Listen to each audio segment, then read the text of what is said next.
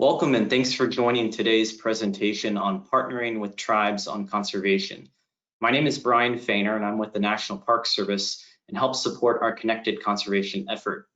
My colleague Cass Hardy is also with me today to facilitate this webinar. The Connected Conservation webinar series focuses on how NPS staff and partners can use various tools and strategies to conserve natural, cultural, and recreation resources at the landscape level. Today's presentation is the first in a mini-series on how the NPS, federal and state agencies, NGOs, and others can better partner with tribes on conservation. Over 750 people have registered for today's webinar, which speaks to the importance of this topic and the need to learn more. You can register for future webinars and view our extensive library of past recordings on a variety of topics by going to our new publicly accessible NPS Connected Conservation Toolkit. A link to the website will soon be pasted into the chat box. Throughout the presentation, please feel free to enter any questions you have into the questions box. We'll look at everyone's questions following the presentation. And lastly, our webinar series is open to federal and state agencies, NGOs, and other conservation partners. So feel free to invite your colleagues to future webinars. We have a great team of presenters with us today. Jennifer Talken-Spaulding is the NPS Bureau Cultural Anthropologist and Acting NPS American Indian Liaison. She has worked for the NPS since 1995 and at a number of national parks and programs across the country. Jamie Lee Marks is the manager of the NPS Tribal Historic Preservation Program. Prior to joining the NPS in 2016, she worked on federal acknowledgement petition research in the US and on community-based tourism initiatives in Peru. Karen Wilde is the tribal liaison for the NPS High Plains Group in the Intermountain region and is the co-chair of the NPS employee group called the Council for Indigenous Relevance, Communication, Leadership, and Excellence, or CIRCLE. She is a citizen of the Muskogee Creek Nation of Oklahoma. Tiana Williams-Claussen is the director of the Yurok Tribe Wildlife Department and has been working towards condor reintroduction in Yurok territory for 12 years. David Roemer is the deputy superintendent of Redwood National Park. He joined the NPS in 1995 and has worked at numerous parks. So with that, Jennifer and team, the floor is yours. Fantastic. Thanks, everybody. I wanted to just thank everybody for joining us today and to welcome you all to today's webinar. We really appreciate you spending time with us today, and we're really glad that you've joined us. The team is going to turn off our video cameras at this point so that we can focus on the slides. So we're just we'll come back when we have the question and answer session. So that you can see us again and we can talk a little bit more. The goal for today is really to have a two-part session. We would like to introduce you to National Park Service offices that support working relationships with tribes and to share an example of a successful conservation partnership in action. That's our second part. And as I said, we are going to do this in two sections. So we'll do the questions and answers at the very end. And we have a lot of people on today, so please do go ahead and make a note in the chat box and we will filter those through. This webinar is the first in a series of webinars about tribal relations, the Park Service and tribal relations. And this is our kickoff webinar, so we're really glad that you joined us today. There will be additional webinars following in August and September of this Connected Conservation series. So we're going to dive in. In the National Park Service, there it goes. In the National Park Service, we manage lands and resources that we value as a nation, but that also have a deep value and significance for many tribes and traditionally associated people. These values go beyond recreational use of casual visitors. National parks are often homelands or places of spiritual importance, even if a tribe is no longer located nearby. Additionally, the National Park Service manages several programs through delegated responsibility from the Secretary of Interior. We call these kind of a shorthand programs that the agency manages for the good of the nation. And these programs relate to heritage preservation for tribes and other communities in this country. And they may not have specific ties to national parks themselves, even though we manage those programs. By way of orientation, I would like to start with the NPS Office of Tribal Relations and American Cultures, and we call that TRAC. So within TRAC, we have several programs, and Jamie Lee and I have already been introduced. Karen is joining us today, and I want to acknowledge Mary Carroll, who is a member of our program, and she is the Park NAGPRA program manager. The Park NAGPRA program oversees the Native American Graves Protection and Repatriation Act compliance responsibilities for the National Park Service. The Park NAGPRA program provides training, technical advice, and guidance to units and centers and regions of the National Park Service. The Cultural Anthropology program was established in 1981, and that is what I oversee. This program supports baseline anthropological research in parks to identify traditionally associated communities and the park resources they value. We do this in accordance with Section 110 of the National Historic Preservation Act, and we fully support engagement with those communities. Jamie Lee is going to talk about the Tribal Historic Preservation Program a little bit later, but it's important to note that all of us in TRAC work closely with the park and regional tribal liaisons, cultural anthropologists, NAGPRA regional coordinators, and others throughout the agency with tribal relations responsibilities. TRAC is closely aligned with the National Park Service American Indian Liaison Office, which was established in the mid-1990s. And I've been acting in that position, but the very good news is we're very close to completing the hiring process for the position, which has been reclassified as Native American Affairs Liaison. That person, once they're on board, will lead the Office of Native American Affairs, and it will move back into the director's hallway, so that office will report directly to the director of the National Park Service. That is important because this office was established in the 90s to support the implementation of law and policy and guidance that relates to issues that impact Native American, Alaska Native, and Native Hawaiian communities. And the office does that by working through the regional offices and individual parks.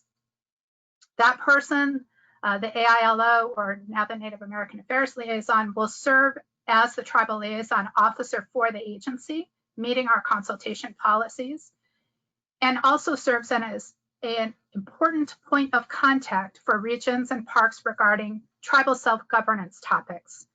And to note, we currently have $4.3 million worth of funds obligated in agreements between 5 self-governance tribes and parks. We do a lot of collaborative work together, TRAC and the AILO program, and we do this work with collaboration among other NPS directorates and offices and external partners. So this is going to quickly just review some of that active engagement. We maintain relationships with intertribal organizations such as USET, United South and Eastern Tribes, the International Conservation Association of NWAPA. We also serve on the Advisory Council's Native American Affairs Committee, discussing topics such as early engagement with tribes and consultation, and applying traditional knowledge in decision-making. We partner with IANTA and the NPS Tourism Program on the Native Act, which is the Native American Tourism and Improving Visitor Experience Act from 2016. That act requires federal agencies with travel and tourism functions to update management plans and tourism initiatives to include tribes and organizations and Native Hawaiian organizations. And it also requires support of Indigenous groups to showcase heritage and public interpretation. And this is an important plug for this partnership, which will be featured in this webinar series in September. But there's more. We're currently engaged in developing the Indian Youth Service Corps with the National Park Service Youth Programs Division. We responded on behalf of the National Park Service as one of 21 federal agencies to the recent GAO report on tribal consultation and infrastructure projects. And we provide support and guidance on questions from across the Park Service regarding tribal associations with park areas, tribal lands, topics like wilderness, concessions management, air tour management plans, access to park resources, sacred sites protection, research planning, naming, geography, and many other topics. So the reach is broad and the partnership is large. A specific regulation that we work with is the Park Service Plant Gathering Regulation, which was published in 2016, and it allows federally recognized tribes to gather plants from parks for traditional purposes. This new rule was developed over 10 years to allow access and sustainable use of plant resources that would not otherwise be authorized in parks without specific legislation or treaty. There is a guide, the Tribal Leaders Guide to the regulation, which explains how the process works, and it's available on the webpage. And to date, we have 4 parks and tribes that have engaged in this process. A key role of both TRAC and the AILO, or the Native American Affairs Program, is to provide technical advice and assistance in facilitating tribal consultation. Thoughtful and engaged tribal consultation is the embodiment of our federal responsibilities in maintaining government-to-government relationships with the 574 federally recognized tribes. Consultation is a recognition of sovereignty. And there are some key points to remember about consultation. It is required by federal law, executive order, and policy. And the National Park Service follows the department's tribal consultation policy, which says that we must consult on any activity that may have a substantial direct effect on a tribe, including tribal cultural practices, lands, and resources. And this is an important point because this responsibility exists outside of Section 106 consultation for the Historic Preservation Act or for NEPA compliance. This is an agency responsibility. It is not the responsibility of any one single program in the National Park Service. A good reference for you if you are in the Park Service, and I think many of you joining us today are, is our Park Service Annual Tribal Consultation Report, which our office compiles every year. This year, we submitted the report out to the field under the director's memo on June 1st, and there are some highlights here. So if you want to search back through your email, you should be able to find it, or you can contact our office or your regional tribal liaison or regional anthropologist. But it's really important to remember the context in which we are talking today. We are in the middle of a worldwide global pandemic, and it is causing ripple effects that nobody anticipated. We know that consultation, especially where federal agencies and tribes have existing relationships, that in many cases, consultation has been able to continue. However, we've also heard disaster stories in addition to success stories. So we're going to be developing a session specifically on this in the next couple of months. But if you're thinking about this now, a key point, if you're considering a virtual consultation, is to make sure that everybody agrees that this is a format that is acceptable and accessible up front. COVID has deeply affected some tribal nations, so please be aware of the tribal office status and remember that tribes have a right to request a pause in consultation during the pandemic.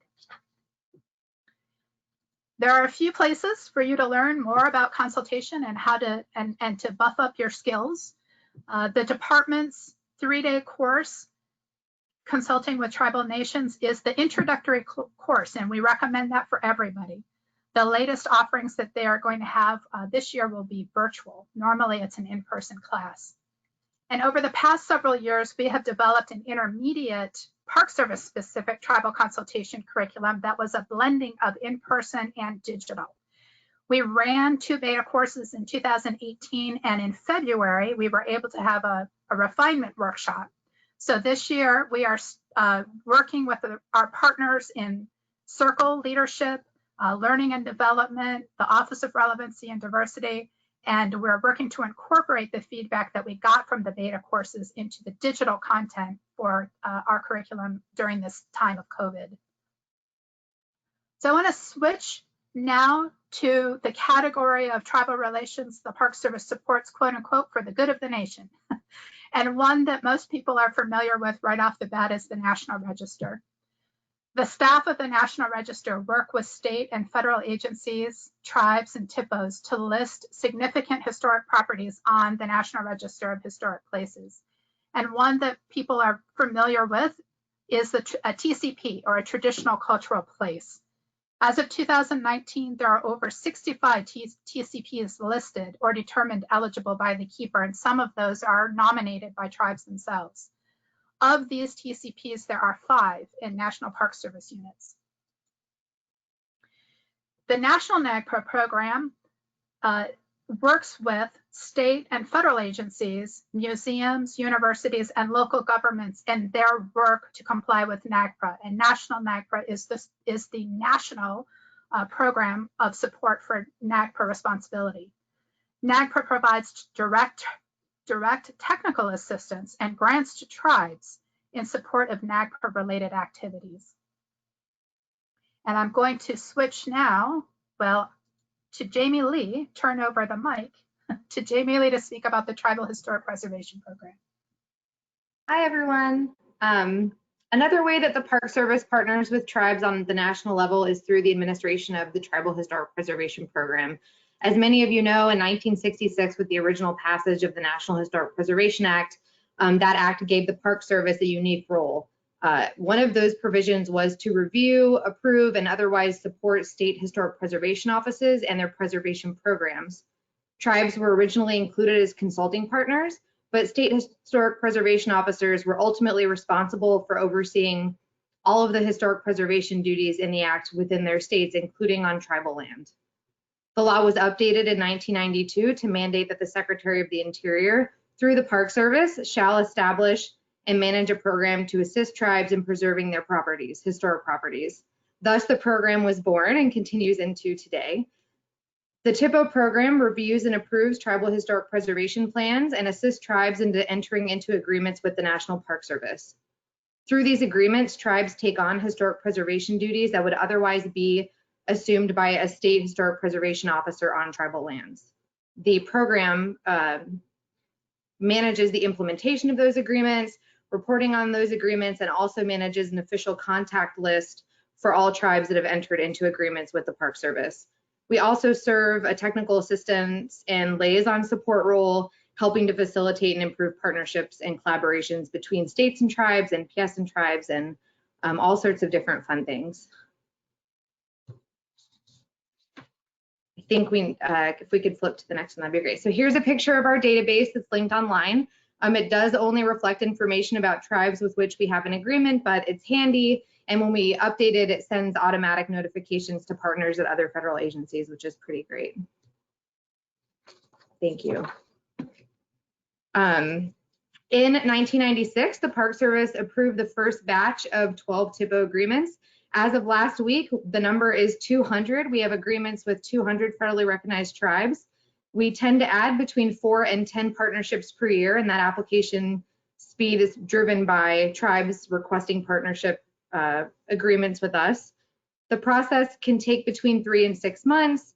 And for anyone who is interested and has an extra hour to learn about this, I'm happy to share information about the application process. There are 2 things impacting eligibilities to be partners in the TIPO program: land status and federal recognition. So TIPO agreements are available to federally recognized tribes and Alaska Native communities that have what the National Historic Preservation Act defines as tribal lands under their jurisdiction. In the law, this can mean 2 things. The first part of the definition of tribal lands, as you can see, is all land within the exterior boundaries of any Indian reservation. This definition is important because there are many types of land typically included within reservation boundaries in the United States, but the law is clear that all land within the external boundaries count as tribal lands for the program. The law also says that all dependent Indian communities count as tribal lands, which over time has come to be interpreted to mean all acres held in trust external to reservation boundaries. So that means if a tribe doesn't have a federal reservation, so to speak, any land taken into trust for the tribe makes the tribe eligible for our program. As many of you who work with tribes a lot already know, this is a fairly narrow interpretation of tribal lands, and it certainly doesn't capture many tribes' ancestral homelands or the territory that many tribes are interested in preserving, protecting, and commenting on. Rights to consult on federal undertakings under the NHPA and otherwise, as Jennifer talked about, do not rely on an agreement with the National Park Service and are generally established in other sections of law and regulation. For those tribes who are eligible for agreements with the Park Service, I like to talk about the benefits in 3 different categories. The first being sovereignty. If a tribe enters into an agreement with the Park Service, the SHPO is no longer involved in historic preservation officer duties on tribal lands. The second benefit is increased visibility. So although all tribes retain pretty equal consultation rights, whether or not they have a TIPO agreement, sometimes it does help get the word out that a tribe, is interested in that and who the contact person would be. So increased visibility and awareness of their cultural resource programs is another benefit. And then the third is that all tribes with an agreement with us through this program are eligible for annual formula funding that supports at least some of their very important work. I think it's important, since I have the opportunity to talk about some caveats about the TIPO agreements. The first being that the Park Service does not decide who has or doesn't have a TIPO. That's not our role. Our role is to enter into specific tribal historic preservation agreements with tribal leadership. And we also don't certify TIPOs. So that's another thing that is important to talk about.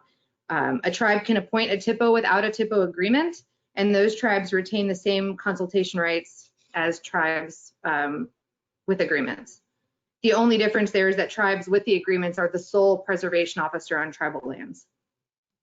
And the second part is the impact of program eligibility, because not everyone is eligible yet to enter into TIPO agreements. That's something important to keep in mind.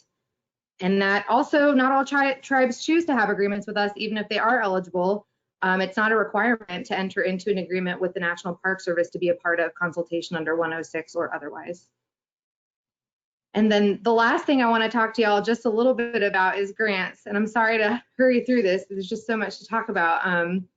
But the last part of the puzzle here is the Historic Preservation Act and grants that support TIPOs. So the State Tribal Local Plans and Grants Division is the part of the Park Service at WASO that administers these grants. And a half of the tribal or TIPO funding is formula grants that only TIPOs with agreements are eligible for. The average award under that right now, last year, was about $59,000 per tribe.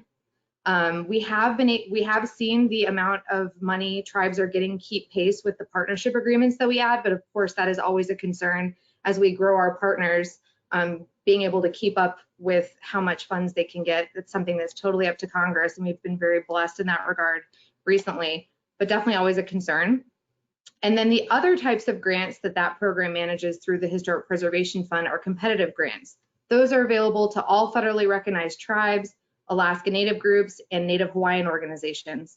The one that is tends to be the most interesting to our tribal partners are called the Tribal Heritage Grants. Those are awarded at about $50,000 per grant apiece. They're project grants. And I've seen lately in the past few years, there be as much as $500,000 per year allocated for that program.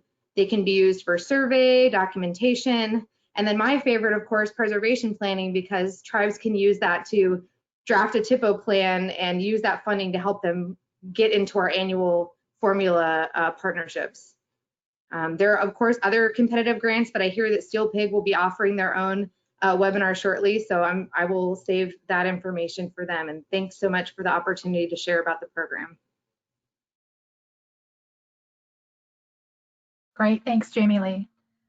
This next section is really about the resources that are available to you. Working on building and maintaining relationships with tribes has been a part of a very long-standing process between tribes and others in the federal family. And so there's lots of best practices and reference material that has been developed over the years. So the first place I always tell people to get started is your own site. So your park or program or region. look at the baseline documentation that helps clue you into those traditional associations if you don't know them. Obviously, look at the department's policy on consultation, look at our own Park Service management policies, but also look at other program and partner websites, lots of official websites that have really excellent information. A couple of the big ticket items that you should remember is the BIA's list of federally recognized tribes, which is updated annually, and the BIA's Tribal Leaders Directory, which is available online. And there you can also download all of the tribal contacts for every federally recognized tribe in the nation. You may also want to look at the Native Hawaiian organization list and other information that is on the Office of Native Hawaiian Relations site for the department. National NAGRA has an excellent site, a consultation map and resources. The Indian Land Sessions information available through Library of Congress gives you really good access to additional data. And NAFPO, which is National Association of Tribal Historic Preservation Officers, has excellent publications and other information on their website, as does the Advisory Council, which includes a recent document that they just sent out on Friday about consultation during COVID. So in addition to all of these sites and us and your regional contacts, I want to also recommend to you Circle. And this is where I turn it over to Karen, the mic. So Karen, the mic is yours now. Oh, thank you, Jennifer, and thank you all for attending this webinar. I'm an enrolled citizen of the Muskogee Creek Nation, and I'm also Pawnee, both from Oklahoma.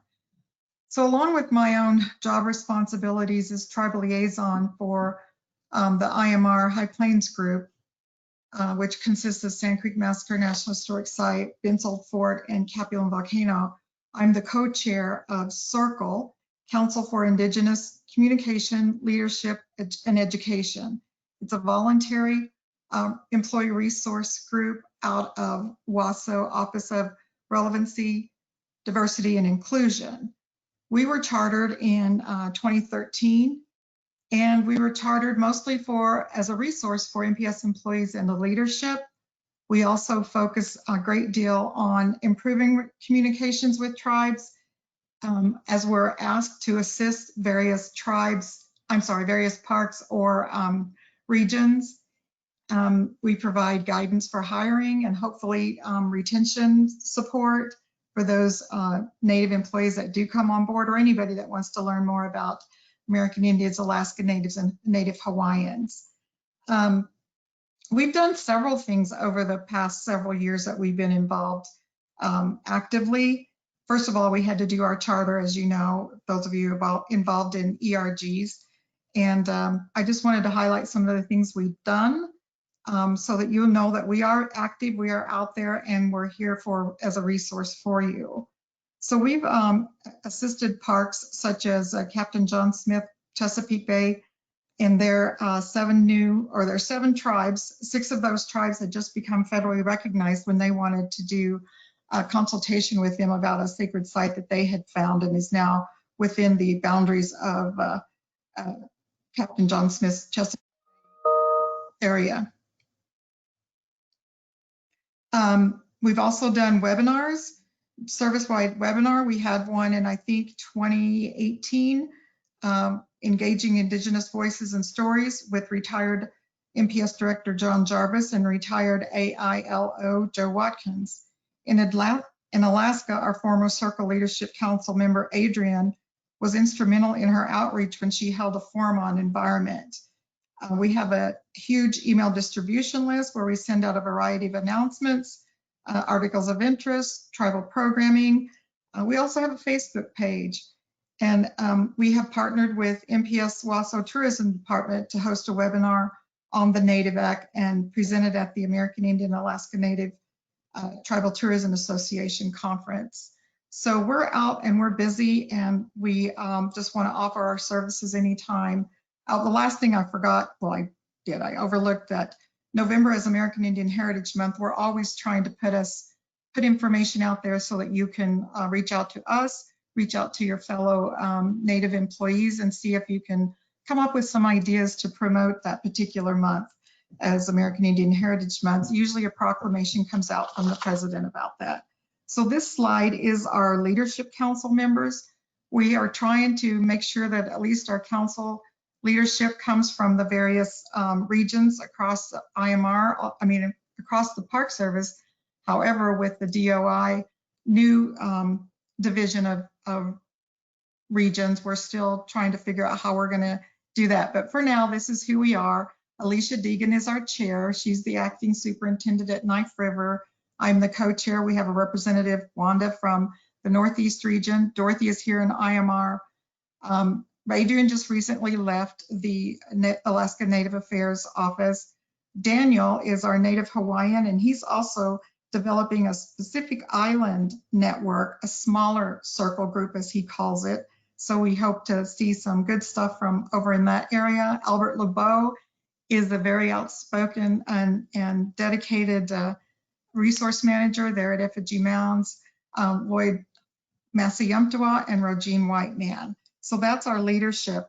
And the next slide will tell you how to contact us. We have our own email, circle@npx.gov, or you can always email Alicia or myself.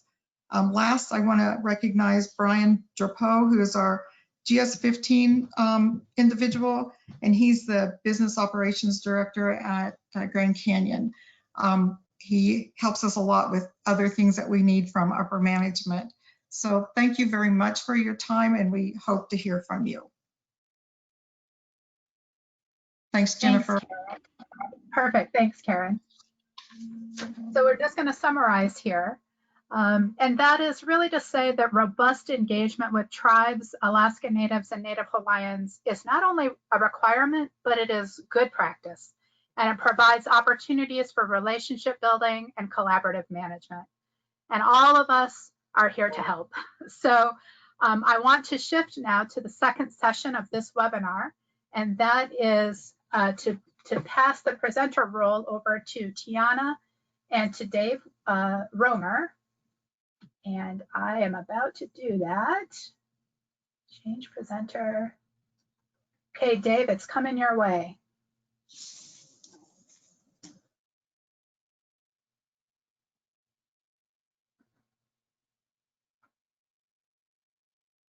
And you might be on mute. I think I've got it now. Excellent. All right. Can everyone see my screen? Yes, we got it. Okay, great. Well, thank you so much for inviting us to present on condor restoration. I'm with Tiana Williams-Claussen, who's the Wildlife Department Director with the Yurok Tribe, and I'm David Roemer, the Deputy Superintendent at Redwood National and State Parks. The National Park Service, Fish and Wildlife Service, and the Yurok Tribe are co-leads in planning for the reintroduction of condors to Yurok ancestral territory and Redwood. This effort would return the condor to a part of the world where it's been absent for about 100 years. Condors are really fascinating birds. Apart from having a 9.5-foot wingspan, they're obligate scavengers, meaning that they rely on dead things on the landscape. They're the cleanup crew. They aren't predators. That they take many years to reach maturity. They reproduce slowly every other year and are very long-lived. There are California condors older than me that have lived throughout the many decades of focused conservation efforts from people like we aspire to be. California condors are endangered. Several factors have contributed to their decline, including deliberate human take. However, the highest cause of mortality in the wild population is ingestion of lead. That's a neurotoxin which poisons the birds, leading sometimes to paralysis, starvation, and death.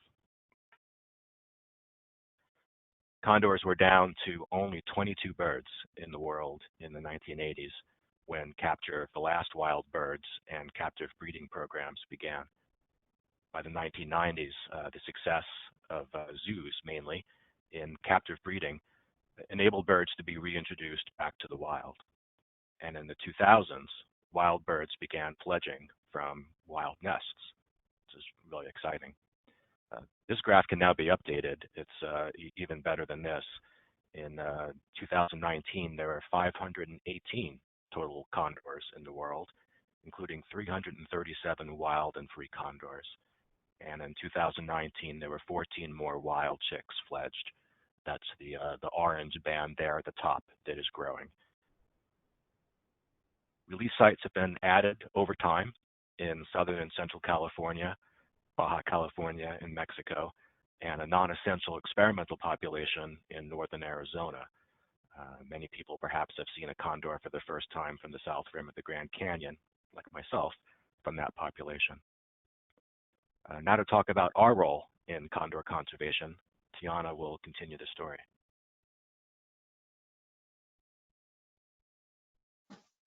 Thanks, Dave, for that introduction to the birds and their recovery and our hopes for restoration in Northern California. That is, of course, where we're located. I am Tiana Williams-Claussen. I'm a Yurok tribal member from the village of Wishqual, and as Dave said, the department lead for the Wildlife Department. This kind of pink area that you see here is Yurok ancestral territory, and the green is Redwood National and State Parks. And you can see there's quite a bit of overlap and therefore a lot of opportunity for co-management towards shared objectives like condor restoration in our area. You can see as well this little inset map that shows where the existing release facilities are in California in the yellow dots, and then where we propose to release with the purple dot. It's quite a bit of a northward jump into their historical range, which actually used to go all the way up to Canada. So this next slide is actually going to be the start of a super fast, rapid run summary of the last 12 years of my life and what we've been doing in preparation for condor recovery in our area. Hold on to your hats. There's going to be a lot of info here. Because condors actually haven't lived in our area for 100 years now. They went extinct about 100 years ago. But they did historically live there, and very happily they've been engaged with us as part of our ecosystem since time immemorial. But when we wanted to move towards condor restoration in our area, obviously working with the U.S. Fish and Wildlife Service that has a lot of need for more quantitative data than even our traditional knowledge, which was very solid and ensure that they had made a good home there, we needed to come up with a quantitative way to say, hey, our world, which has been vastly changed since contact, is actually still a really good home for condor. So one of the first things we did was to do a GIS-based habitat analysis based on known condor needs from the existing release facilities. And we did that for foraging, for flight corridors, for nesting, for roosting. And this is a picture of, for example, our corridor. That dark blue and dark green coloration there is hotspots for condor good habitat in our region. So it looks like despite these vast changes since contact, our Yurok ancestral territory should still be a good home for condors to return home to. The next slide starts touching on some of the things that I put more in the risk category for condors. Surprisingly, some people may not be aware, DDT is actually still a concern for condors. Even though it was banned back in the 1970s, it's what's known as a persistent organic pollutant. It thrives for a long time in the system, not only in DDT, but in its breakdown metabolites, DDE and DDD. Now, DDT is what's called a lipophilic chemical, so it binds to fat molecules. So for animals like this whale here that are both long-lived and have a lot of fat, they will bioaccumulate high levels of DDT. Our area is very rural, it's not very polluted, but we had concerns that these large migratory species would actually be traveling to other areas like Southern California, where the Montrose chemical spill was, accumulating DDT in their system, and then coming back up here to the North Coast and actually depositing it in our system when they died. The next slide is an image of what the actual issue is with DDT. Of course, most of you are familiar, it's an eggshell thinner. This is an example of a healthy eggshell from the Southern California flock, but actually an inland bird that doesn't feed on these resources.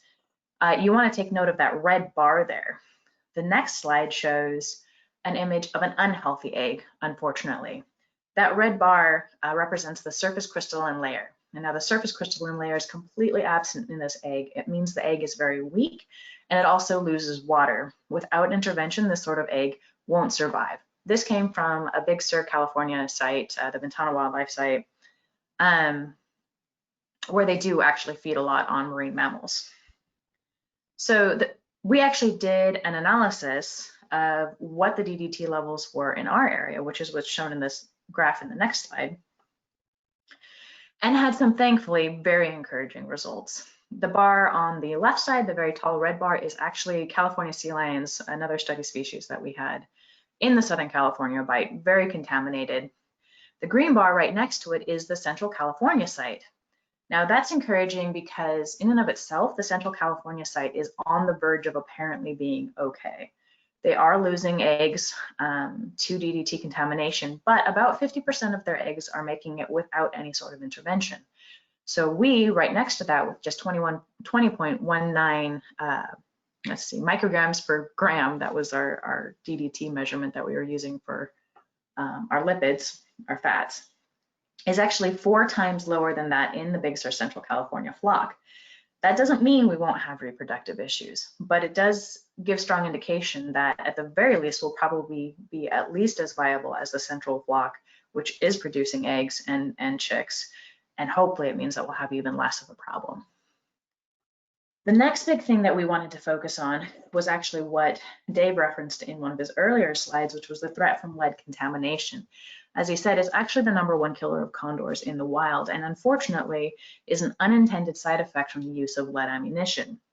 This is a picture of a deer that was taken with a 7mm Remington Magnum 175 grain, which is a pretty typical hunting round. The thing about lead is it's a soft metal, and it actually impacts. When it impacts, it actually fragments. In this particular image, there was 547 fragments counted in this X-ray of this deer thorax. Now the problem is that condors, as well as bald eagles, golden eagles, other scavengers, are actually highly susceptible to lead toxicosis, such that a single piece the size of the head of a pin is enough to kill a condor. So the next slide talks about our efforts to see if this was going to be a problem in our region. Honestly, we kind of expected that it is, because lead is the most conventional and commonly used material for hunting rounds. But to get a sense of how big the problem was going to be, we looked at local avian scavenger surrogates, turkey vultures and common ravens, to see if they were getting into environmental lead. Excuse me. And our results were about what we expected.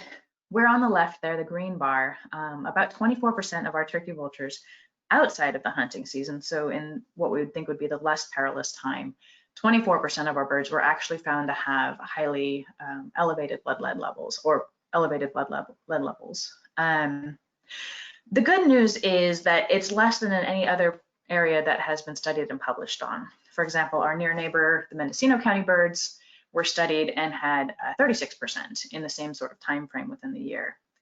Now, we weren't able to actually look at the hunting season in our area to see if there was a correlated jump in lead levels, just because our birds are migrating through at that time, and so you can't get a good geographical snapshot of what's going on in your region. But you can see the Mendocino study could do that, and you do get a clear spike of lead contamination during the hunting season. We did also study common ravens specifically because they're non-migratory, and we also saw that spike, that differentiation between hunting and non-hunting season. Knowing this, we actually preemptively started working towards combating this issue with our Hunters as Stewards project. Now, the Hunters as Stewards project can be found under different names throughout condor recovery. Everybody recognizes the important role that hunters can play in conservation, and that's exactly what the Hunters as Stewards program wanted to do. Reach out to hunters and their conservation ethic to bring them in as partners in condor conservation. Most of the hunters that we talked to had no idea that lead fragmentation was even an issue. I mean, everybody finds little bits of lead and stuff when you're hunting, but the idea of 547 pieces in a deer carcass is something that most people hadn't considered. And the fact that that might be getting into gut piles that are then being left behind for scavengers to eat and causing a problem. Most people we talked to, in fact, anywhere from 85 to 95% of the hunters we talked to, based on the surveys we did, said, I had no idea. Of course I'll make the switch. And right then and there became partners in conservation for condor restoration in our area. Now that was very encouraging to me as a local to the North Coast. I don't know if anybody's listening from California and might be more of the, I guess you might call it a conservative bent. We tend to be in Northern California of the more conservative bents. There tends to be a lot of gun laws that go into place in California that not everybody agrees with. So the fact that people were willing to voluntarily make this switch was very encouraging to me, and just another example of how condors bring people from all over the world and all kinds of walks of life together. So let me see. Speaking of myself as a Yurok tribal member, as someone who's tied to the land, I'm going to move into why it's so important that we're doing this conservation effort, and that largely ties, for us at least, to condor's role in our cosmology. Not only Yurok people, but all tribes in our area consider ourselves to be world renewal people. That's our reason for being. Everything that we say, everything that we do should positively benefit the world. As part of that, we actually conduct world renewal ceremonies, our high ceremonies, as are depicted here by this gorgeous piece by local artist Lynn Risling, who's Karuk, Yurok, and Hupa descent. And I love because it really shows the vibrancy of our continued jump dance and white deerskin dance, our high ceremonies.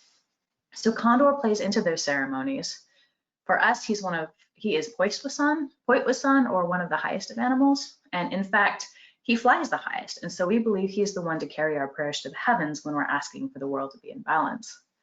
I was taught that he's never to be harmed, and any feathers that we receive, which we use in our regalia, are considered to be gifts from the condors. So because he ties so deeply to who we are as tribal people, condor restoration really is cultural restoration and restoration of the Yurok people and our surrounding tribes. Dave also mentioned that we are serving as co-leads on the environmental assessment process that's going to be the decision maker as to whether we ultimately bring condors home. That's actually a big step for tribes. Typically speaking, tribes engage with federal agencies and entities through that consultation process, which is a great one for being able to get our voices heard and our needs expressed.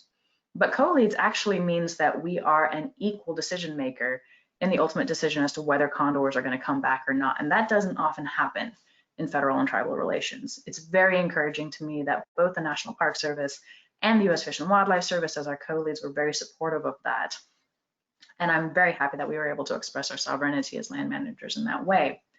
So it's cool to me that we're growing in partnership with these federal agencies, meeting both tribal and park goals for restoration and creating this really gorgeous model for cooperation and commitment and recovery of the species. With that, I'm going to go ahead and pass it back to Dave, and he's going to talk about how this fits into National Park Service goals and some of the things that we've done to date to make this happen. Thanks, Tiana. A lot of people will just kind of hit me up and say, why are we doing this? The National Park Service actions for condor restoration and for a meaningful tribal sovereignty really rest on a broad foundation of law, policies, executive orders, and the current priorities of the Secretary of Interior. They provide us with authorities and tools that we can use. And among the best tools in our toolkit are our ability to enter into partnerships. The National Park Service and the Yurok Tribe and the Fish and Wildlife Service were the co-leads on our NEPA process for the planning. We've also engaged with and are supported by a broad coalition of partners for condor restoration in Northern California. Our MOU partners, Memorandum of Understanding partners, include utility companies, private industry, zoos, state and federal agencies, and NGOs.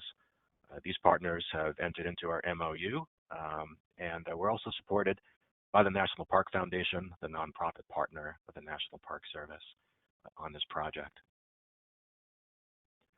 Our program of condor restoration includes designating a non-essential experimental population in the Pacific Northwest. And that's a rulemaking by the Fish and Wildlife Service that will reduce the impacts of reintroductions on stakeholders while still providing a conservation benefit to the species.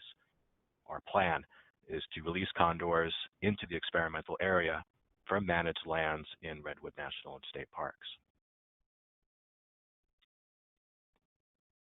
Our goals are to establish a thriving condor population that contributes to overall restoration of the species, that nourishes Yurok culture, and demonstrates the values of collaboration, tribal partnership, and tribal co-management.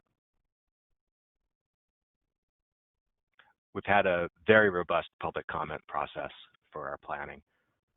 We traveled widely within the experimental area proposed by the Fish and Wildlife Service, We also consulted with more than 60 federally recognized tribes that are in our planning area, which is a pretty big effort for a park to undertake. Usually we're working with a smaller set of people with direct ancestral ties to the lands that we manage.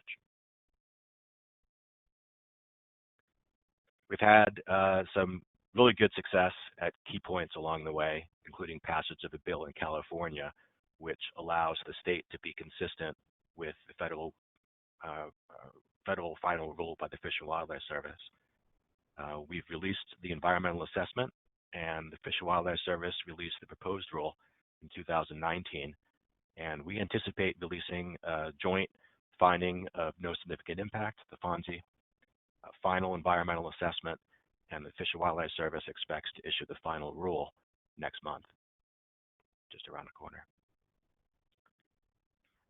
For this talk, we wanted to say something about how the partnership really works, kind of pull back the layers of the presentation and look behind the scenes. We, of course, work together at the government level and the staff level on a host of different areas and topics. Condors is really just one of many things that we partner together on and communicate on. Our communication is formal, informal, and more or less continuous. There's not a week that goes by that we're not working with the Yurok tribe on something related to park management. We're very fortunate for that. Together, for the Condor program, we've written and are still writing agreements, plans, applying for permits together, all things that we need to do to help define our roles. And while we're motivated by some pretty important values and the significance of condors, we also spend a lot of time talking about little things, logistics, sharing files across networks, housing volunteers during a pandemic, issues that all parks have, but when you get two organizations together, you've got to negotiate the spaces in between. So we spend a lot of time trying to solve the small things in order to achieve these greater things. Tiana will now talk a bit about some of the work that's being done to prepare the way for condor releases and take us through.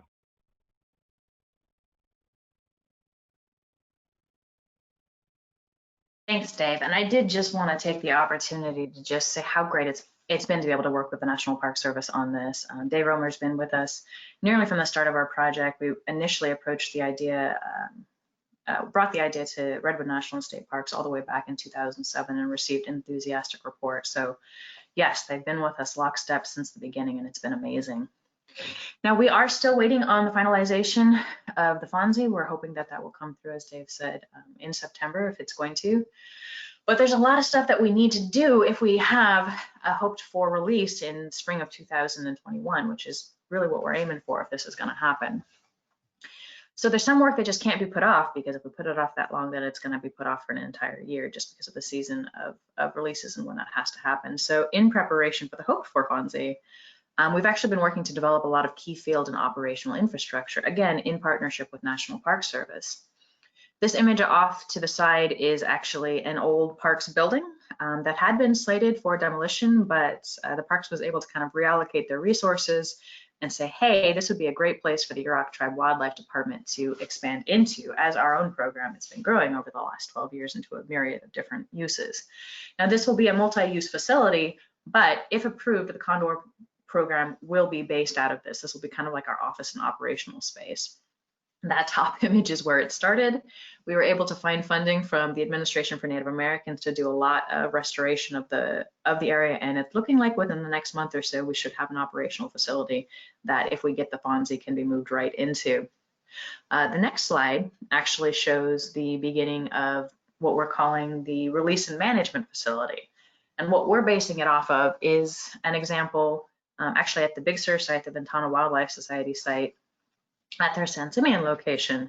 And it's really amazing because it's entirely mobile. So we're creating, there's three parts to a release and management facility: the kind of pen where birds are held or observed. There's the double door trap, which is used as a funnel to move them in and out of the facility. And then there's the observation pen, which we reside in and watch the birds from, and if there has to be any handling of the birds for medical or transmitters or anything like that, that's where we do that. So we're actually constructing it out of Connex boxes, which we've managed to purchase through funding from the Bureau of Indian Affairs, and are starting to do some of the fabrication for that at this point. Finally, as Dave mentioned, there's a lot of details to figure out. I mean, you have to outline very clearly for the permits how are you going to track the birds, who's going to be tracking the birds, who's going to be permitted to do so, how do you handle them, what do you do if a bird gets sick or injured. We've got treatment plans in place, we've got tracking plans in place, we're working on a data sharing agreement, and all of these just millions of details that you have to have 100%, or at least as close to as you can, before you can bring condors home, so you know that you can handle them safely.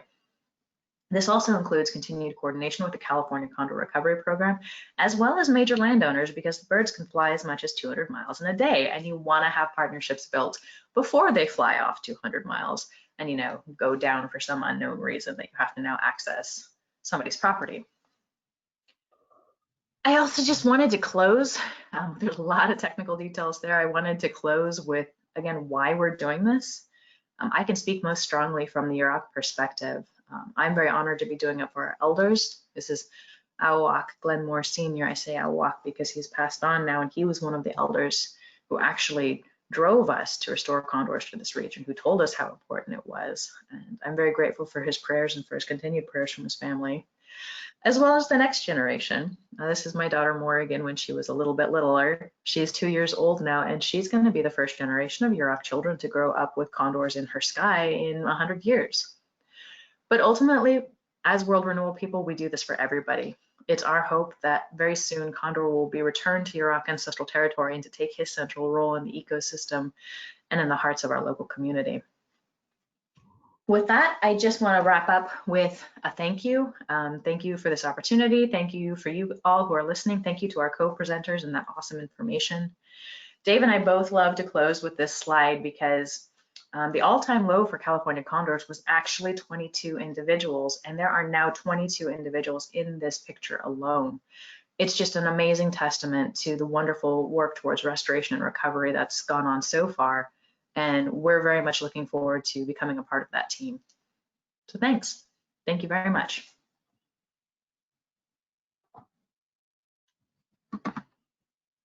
Awesome. Thank you, Jennifer and team, for an awesome presentation. We maxed out at about 500 people, Jennifer. This is we really almost did break the internet on this one. So fantastic. We got a bunch of questions. We're tight on time, but I thought we maybe, if you guys, all you the presenters, have a little bit of time to kind of hang out for a little bit, I can ask a few. First one, how can we better integrate tribal consultation into NPS planning? That's like the $1 million question, right? I think you've heard today, what I hope you've heard today is that integration has to be both an aspirational goal and an action. And so we know what law and policy says, and we know what we should be doing, but you have to internalize that, and you have to take responsibility for that, and you just have to do it. And I think through Dave and Tiana's presentation, you've seen an example of that internalization of how do we do this work, and they've worked really hard to kind of overcome a lot of obstacles and spent over a decade doing the work that they've done. So I don't know, Dave or Tiana, if you would want to say anything more to that question. Yeah, I wouldn't mind jumping in and just saying, I think we've got a really great model with Redwood National Park. And I'm not going to say that everything goes smoothly and we always agree on the best path forward, but we engage regularly with the parks. It's not just a matter of when an issue comes up, the parks comes to us or something like that. We have quarterly meetings between parks leads and between our tribal council. We're constantly engaging in email conversations about topics. When the parks finds an opportunity that they think will help us out, they're like, hey, can we partner in some way? It's a constant and ongoing relationship that's being built all the time, that once you've established that, once you've learned to understand each other's concerns and needs, then very seamlessly almost, I think, would carry over into that consultation process. Great.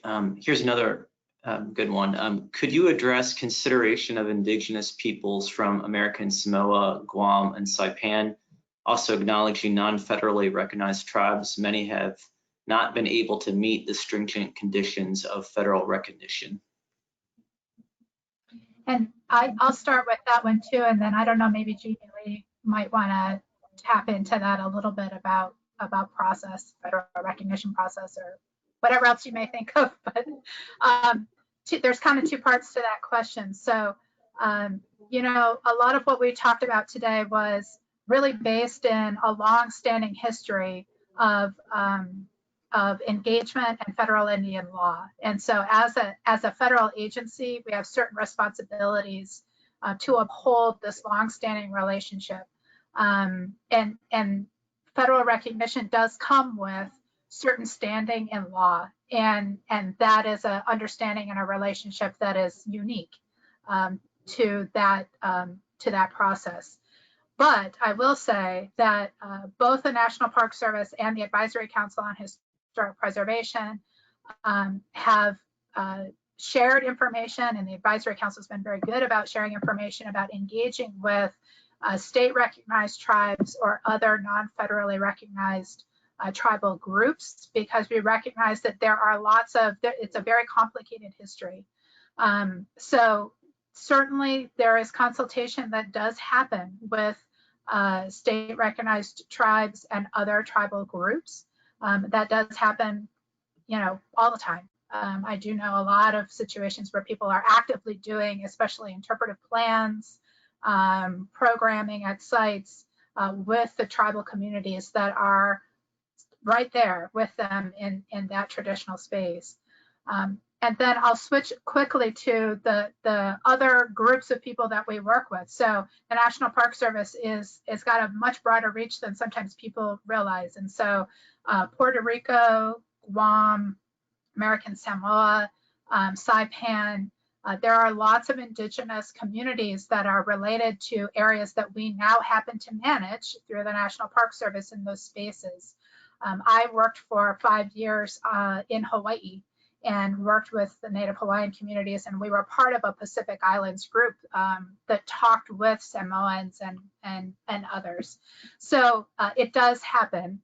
And again, it's a little bit of a unique relationship, and there are other people who can speak to this better from those communities, but I will just say it does happen.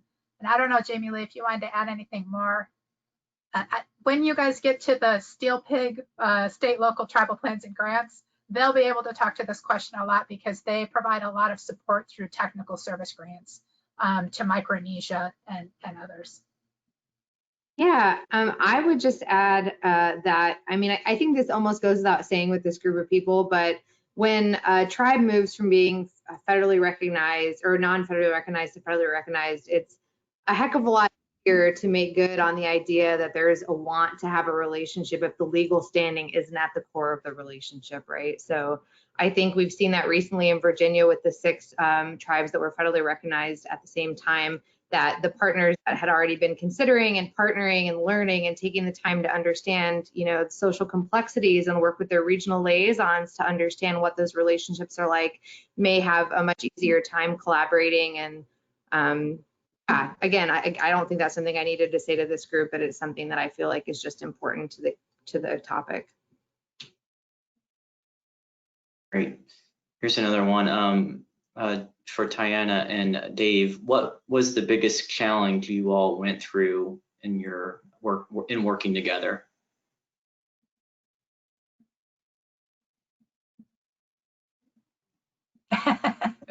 Were there none?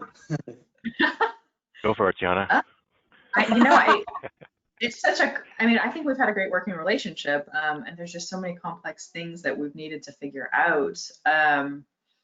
It's just taken so much time to figure out all the details. I'm very glad we've got partners committed to it. There's a lot of cultural complexity. There's a lot of legal complexity that went into it.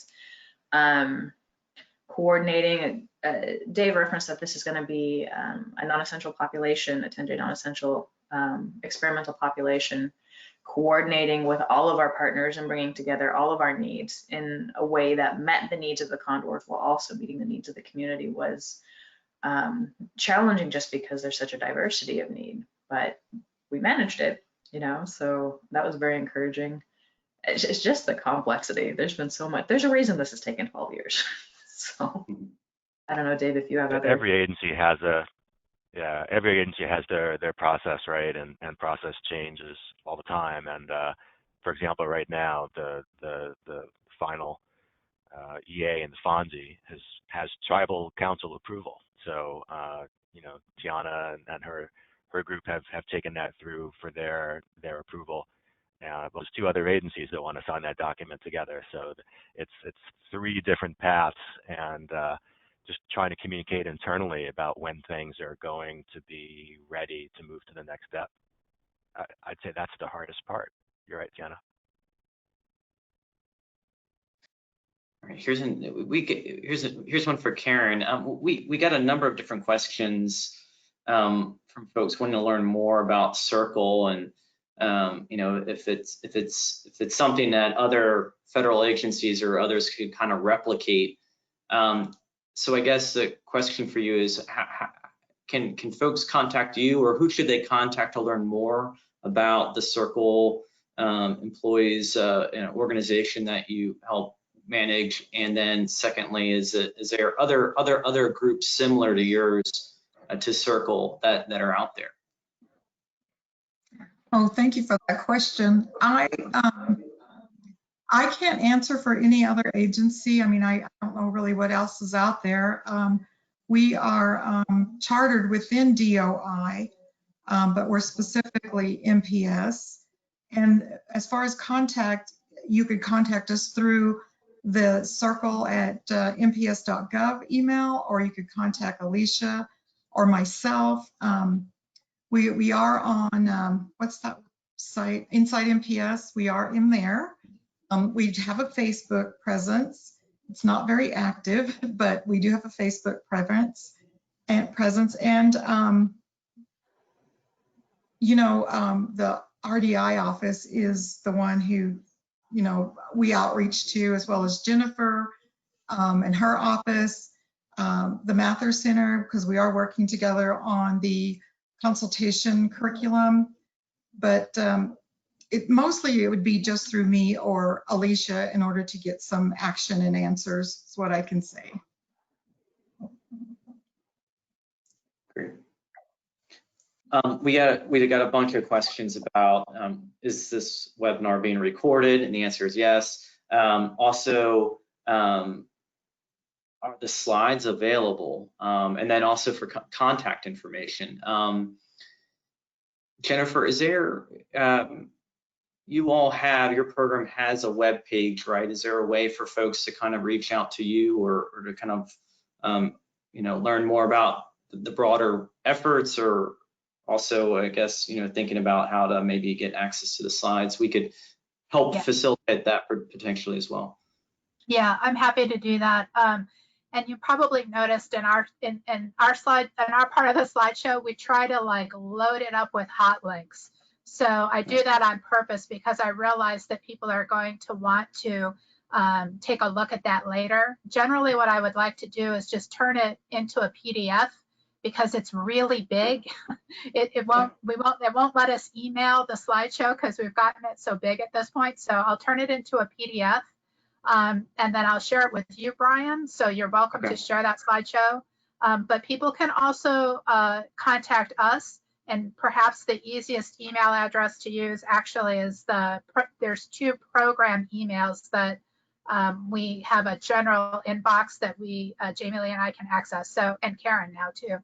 The TIPO program, so it's THPO_program at nps.gov. So that's the TIPO program box. And the American Indian Liaison Office box is AILO program at nps.gov. I think it's AILO_program, but if you start searching for it, you'll find it, or contact us directly. Happy to share those slides. Great. Great. Well, we're a bit over here. So I want to start to close out here. Jennifer, Tiana, Jamie, Karen, David, thank you so much. Wonderful presentation, so much information there, and the perfect opening webinar presentation for our mini series here on partnering with tribes. And so if folks can hang on for 1 second, what I'm going to do is I'm going to take, I'm going to show my screen here. I can do so here. Let's see.